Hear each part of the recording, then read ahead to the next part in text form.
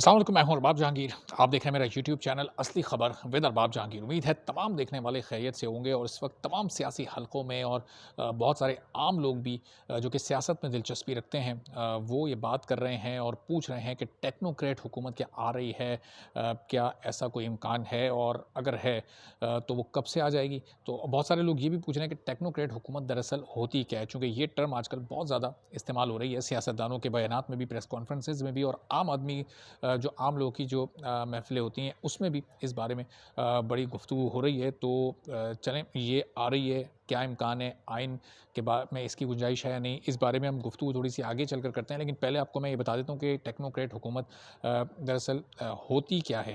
तो जनाब, आम तौर पर हम देखते हैं कि इलेक्शन होते हैं और इलेक्शन में लोग मुंतखब होते हैं, एमएनएज़, और फिर वो जाकर कौमी असम्बली में बैठते हैं। सेनेटर्स मुंतखब होते हैं, उन जो सूबाई असम्बलियाँ उनके थ्रू, और फिर ये पार्लियामेंट बनती है।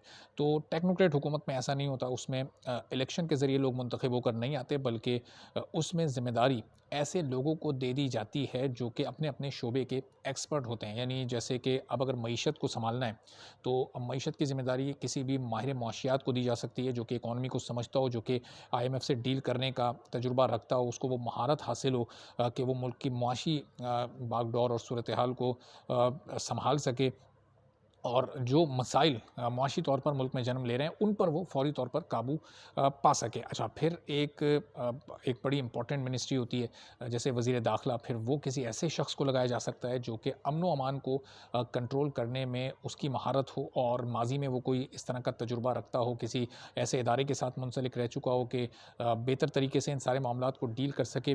तो ये इस तरह जो अपनी-अपनी फ़ील्ड का एक्सपर्ट होता है। फिर सेहत के मामले में भी ऐसे ही होता है, जिस तरह अभी बहुत सारे अभी ऐसे पोर्टफोलियोज़ हैं लोगों के पास जिनका कोई रेलेवेंट एक्सपीरियंस नहीं है। अब्दुल कादिर पटेल इस वक्त पाकिस्तान में वज़ीर सेहत हैं, और ज़ाहिर है कि इससे आगे अब और क्या कहा जाए, हम अपने टॉपिक को ही कंटिन्यू करते हैं।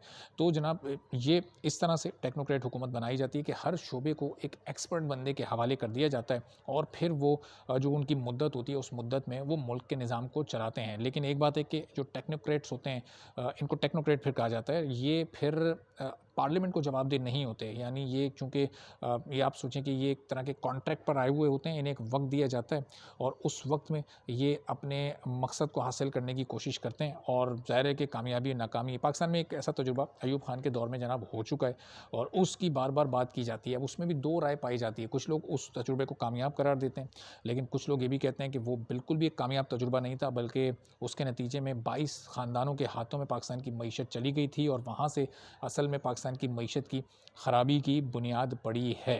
तो अब इस वक्त जो मौजूदा हालात हैं, इसमें पाकिस्तान तहरीक-ए-इंसाफ़ मुस्तकिल ये कह रही है कि हम टेक्नोक्रेट हुकूमत नहीं चाहते, और पाकिस्तान का जो आइन है वो भी इसकी गुंजाइश उसमें मौजूद नहीं है, इसकी इजाज़त वो देता नहीं है। टेक्नोक्रेट अगर हुकूमत अगर आती भी है, तो उसकी सूरत ये होती है कि जो अवाम है, उस वजह क्या होती है उसके आने की?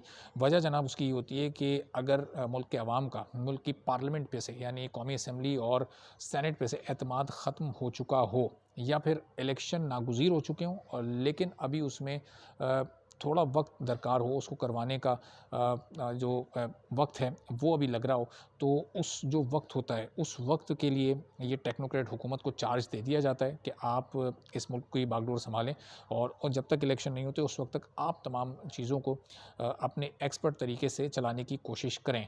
तो वो मुख्तसर मुद्दत के लिए वो आती है, सिर्फ उस वक्त तक जब तक इलेक्शंस नहीं हो जाते। फिर जब इलेक्शन होते हैं, हम अपने नुमाइंदे चुन लेते हैं, जो भी पार्टी बरसर इक़्तिदार आती है फिर वो अपनी हुकूमत बनाती है, और फिर वो मामलात को आगे लेकर चलती है। तो इस वक्त अभी तो कोई फ़ौरी तौर पर ऐसा लग नहीं रहा कि पाकिस्तान के इस निज़ाम में कोई टेक्नोक्रेट हुकूमत आएगी, क्योंकि ये पीडीएम हुकूमत अभी इतनी आसानी से हुकूमत छोड़ने वाली नहीं है।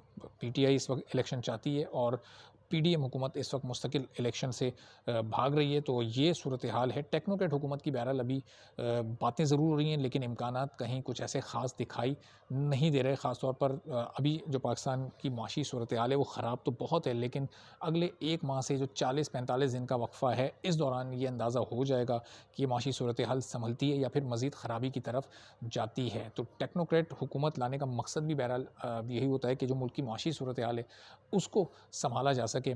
और पाकिस्तान तहरीक-ए-इंसाफ़ का इस पर मौक़िफ़ ये है कि इस वक्त जो मुल्क का मसला है वो सियासी है, वो मुआशी नहीं है, जबकि मईशत और सियासत आप समझेंगे यूँ इमरान खान अपने अक्सर इंटरव्यूज़ में भी ये बात करते हैं और तमाम ही सियासतदान ये बात कहते हैं और समझते हैं कि जो सियासत है उसमें इस्तेहकाम तभी आता है जब मुल्क की मईशत मुस्तहकम होती है। तो ये टेक्नोक्रेट हुकूमत, उम्मीद है कि आप लोगों की कुछ समझ आ गई होगी कि क्या होती है, कैसे काम करती है। तो आने वाले दिनों में इस पर कोई पेशरफ्त होती है तो मज़ीद भी इस पर गुफ्तगू होगी। चैनल पर नहीं है तो चैनल सब्सक्राइब कर लें, बेल आइकन प्रेस कर दें ताकि हालात हाज़िरा से आप अपडेटेड रह सकें। इजाज़त दीजिए, अल्लाह हाफ़िज़।